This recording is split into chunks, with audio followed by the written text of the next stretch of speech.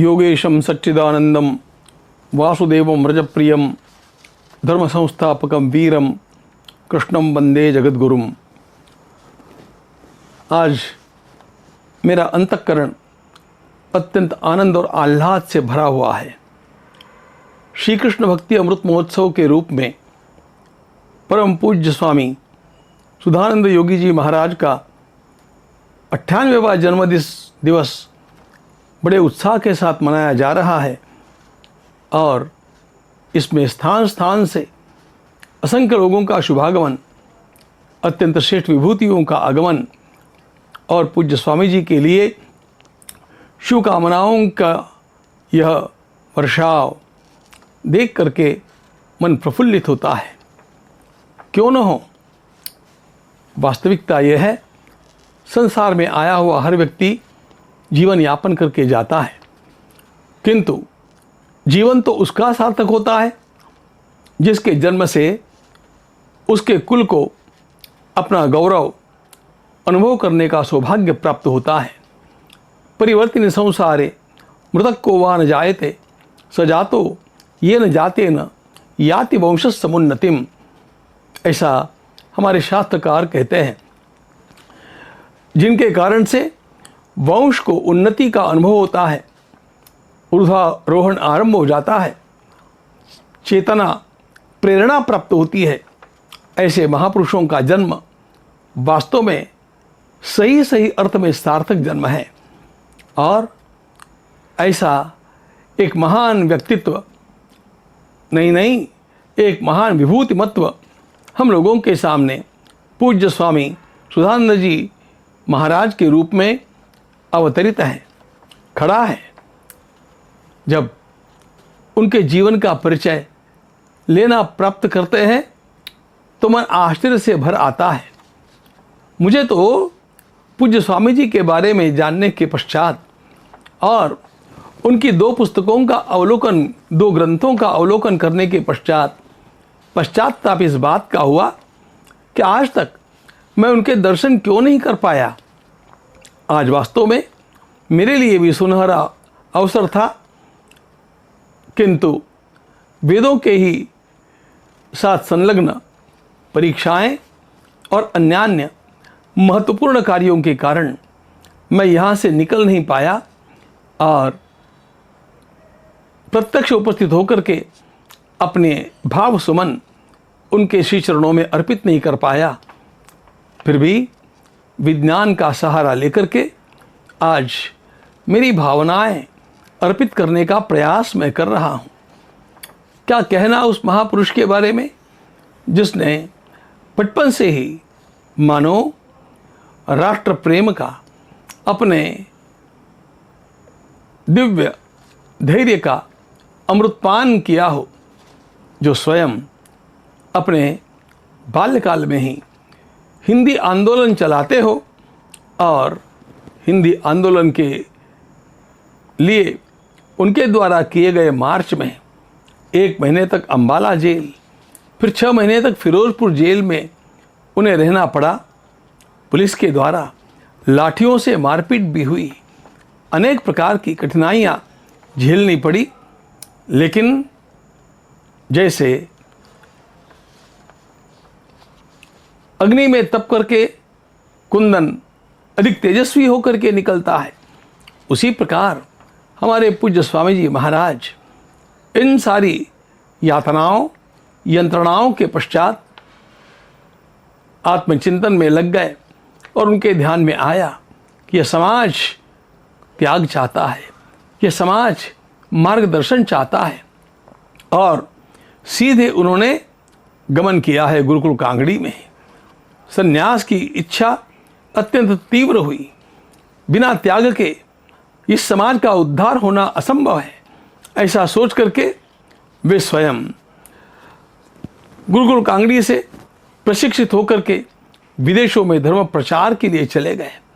अनवरत रूप से विदेशों में धुआंधार धर्म प्रचार करने वाला यह महात्मा, यह सुनकर के आश्चर्य होता है कि अंडमान की काल कोठरी में स्वयं काले पानी की सजा के लिए भी भेज दिया गया और यह सब उन्होंने केवल इसलिए सहा कि समाज के साथ, इस देश के साथ उनका प्रेम, उनकी निष्ठा अभंग रहे हैं। अनेक विद्यालयों का, स्कूलों का, कॉलेजेस का निर्माण उन्होंने उसके पश्चात अपने संन्यस्त जीवन में किया और एक प्रखर कर्मयोगी का उदाहरण हम लोगों के सामने रख दिया। सही सही बात बतलाता हूँ, जैसे मैंने उनका यादव इतिहास थोड़ा थोड़ा पढ़ा, गुजरात के यादव, इस पुस्तक का भी थोड़ा अवलोकन किया, तो मुझे तो मेरे अज्ञान के लिए ही वास्तव में ग्लानि निर्माण होने लग गई। कितने प्रमाणों के साथ पूज्य स्वामी जी ने इस बात को प्रमाणित कर दिया है, सिद्ध कर दिया है कि यादव राजमुकुट धारण नहीं कर सकते हैं। यह धारणा भ्रांत है और यह धारणा हमारे देश में झूठ मूठ से प्रचारित हो गई, किंतु एक पूरा इतिहास उन्होंने दे दिया जहाँ यादवों के महावीर सिंहासन पर बैठ करके, राजमुकुट धारण करके और इस समाज की, इस देश की, इस धर्म की रक्षा में जुटे हुए थे। महाराज ने वास्तव में कितना परिश्रम किया होगा इस ग्रंथ को लिखने के लिए, मैं तो कल्पना भी नहीं कर सकता। समस्त यादवों का गुरुस्थान महर्षि अत्रि है, इस बात का तो मुझे भी पता नहीं था। लेकिन धन्य है महाराज, आपने अपनी लेखनी से हमारी आंखों को खोल दिया, हमारे ज्ञान चक्षुओं को आपने अधिक विस्तारित किया। और सबसे बड़ी बात तो यह है कि उन्होंने स्वयं यादवों के माध्यम से ही आगे चल करके राष्ट्र का उत्थान होने वाला है, इस बात को भविष्य पुराण का आधार लेकर के प्रमाणित कर दिया। हम तो अत्यंत आनंदित हैं कि उन्होंने संपूर्ण यादव समाज के भीतर आत्मविश्वास की ज्वाला निर्माण कर दी। उन्होंने उनके भीतर वह आकांक्षा निर्माण कर दी कि इस देश का उत्थान हम लोग करके रहेंगे और इस उत्थान के लिए सारे समाज को साथ में लेकर के चलेंगे। उन्होंने स्वयं इस प्रकार की राष्ट्र चेतना को जागृत करके सारे यादवों को धर्मनिष्ठ बनाने में अत्यंत महती भूमिका ऐसी निभाई है कि आज पूरे देश का यादव समाज उनके सामने नतमस्तक होता है, उन्हें अपने गुरुस्थान में देखता है और उनकी आज्ञा का पालन करने में अपना गौरव मानता है। ऐसे इस अत्यंत बड़े महापुरुष का यह जन्मदिन सोत्साह मनाया जाए, इसलिए जिन जिन लोगों ने इसमें सहभागी होकर के और अपना अपना योगदान दिया है, मैं उन सबका अंतःकरण पूर्वक हार्दिक अभिनंदन करता हूँ। इस समिति के अध्यक्ष श्री महेंद्र जी, उपाध्यक्ष डॉक्टर यशपाल जी और आज यहाँ पर पधारे हुए अत्यंत श्रेष्ठ विद्वान, वेदों के और वैदिक शास्त्रों के प्रखर विद्वान पूज्य प्रद्युम्न जी महाराज, इन सब की स्तुति में मैं क्या कहूँ। महाराज, मेरे तो मन में यही विचार आता है कि मैं नहीं आ पाया, इसका दुख तो मेरे अंतःकरण में है, लेकिन आप सब लोगों ने इस समारोह में प्रत्यक्ष उपस्थित होकर के जिस प्रकार इसको उत्साहपूर्वक मनाने का योगदान दिया है, इसके लिए आप सभी अभिनंदन के पात्र हैं, धन्यवाद के पात्र हैं। मैं इन सभी लोगों के लिए अत्यंत आदरपूर्वक अपनी शुभकामनाएं देता हूं, उनका भूरी भूरी अभिनंदन करता हूं कि आपने एक योग्य विभूति का योग्य स्तर पर सम्मान करने का महान कार्य आज संपन्न किया है। क्या कहूँ मैं परम पूज्य स्वामी सुधानंद जी महाराज के लिए, वे तो हम सब लोगों को आशीर्वाद देने के लिए आज हमारे बीच उपस्थित है। यह हम सब लोगों का अत्यंत बड़ा सौभाग्य है। इतना महान पुराण पुरुष, इतनी महान यह विभूति, ऐसा दिव्य विद्वान और क्रांतिकारी राष्ट्रभक्त, ये सारे के सारे गुण उनमें भरे हुए हैं। कैसा प्रवास करके उन्होंने देश का उत्थान किया, कितना प्रवास करके उन्होंने यादवों के भीतर संगठन को खड़ा कर दिया, उनके भीतर के अनेक छिपे हुए रहस्यों को उजागर करके उनके भीतर आत्मविश्वास भर दिया। और यह भी ध्यान रखा कि यह हमारा यादव समाज जो भगवान श्री कृष्ण का अनुगामी है, और भगवान श्री कृष्ण वे हैं जिन्होंने स्वयं धर्म संस्थापनार्थाय संभवामि युगे युगे ऐसा कहा है। तो जिस धर्म संस्थापना के लिए भगवान श्री कृष्ण ने अपना पूरा योगदान दिया, उसके लिए वे पधारे, उसी धर्म की रक्षा में आज इतना व्यापक प्रमाण में यादव समाज जुटा है, ये देख करके मन गदगद होता है।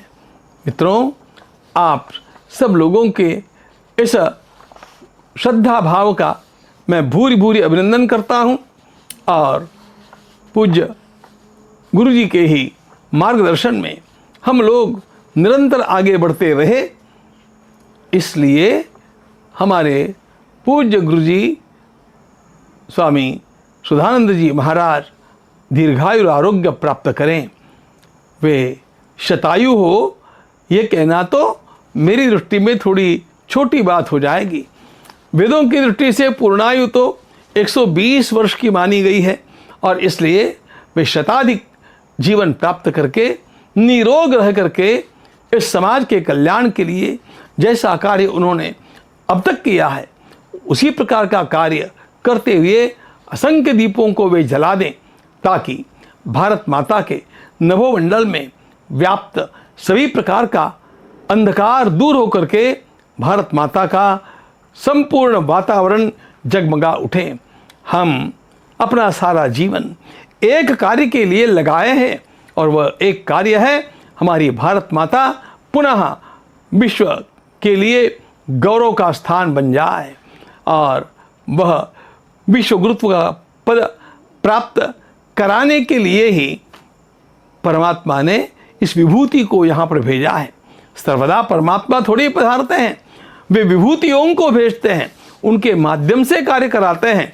और भगवान ये भी कहते हैं गीता में, यद्यद् विभूतिमत्सत्वं श्रीमदूर्जितमेव वा तत्तदेवावगच्छत्वं मम तेजोंश संभवम। इस प्रकार का महान कार्य करने वाला कोई भी भगवान के तेज का अंश होता है। आज पूज्य स्वामी जी के रूप में हम लोगों को भगवान के तेज के उस महान अंश का दर्शन हो रहा है। हम परमात्मा से यही प्रार्थना करते हैं कि हमें यह दर्शन सदैव होता रहे, और आपके मार्गदर्शन में हम लोग केवल यादव समाज नहीं, यादव समाज तो है ही, लेकिन भारतवासी हर बालक आपसे प्रेरणा पाकर के भारत माता की, धर्म की, समाज की सेवा में जुट जाए, और हम अपने देश को महानतम बना करके ही थमें। इस प्रकार का एक संकल्प हमारे अंतःकरण में इस युग विभूति को देख करके होता है। मैं पुनः एक बार समागत समस्त लोगों का अभिनंदन करता हुआ पूज्य स्वामी जी महाराज के लिए दीर्घ आयु आरोग्य की प्रार्थना करता हूँ, और भगवान से यही कहता हूँ कि हमारे पूज्य स्वामी जी महाराज हम लोगों को चिरकाल इसी प्रकार का मार्गदर्शन करते रहे। सुदिनम सुदिनम जन्मदिनं तव भवतु मंगलम जन्मदिनम, विजयी भव सर्वत्र सर्वदा भवतु मंगलम जन्मदिनम, भवतु मंगलम जन्मदिनम। प्रणाम, अभिवादन। भारत माता की जय।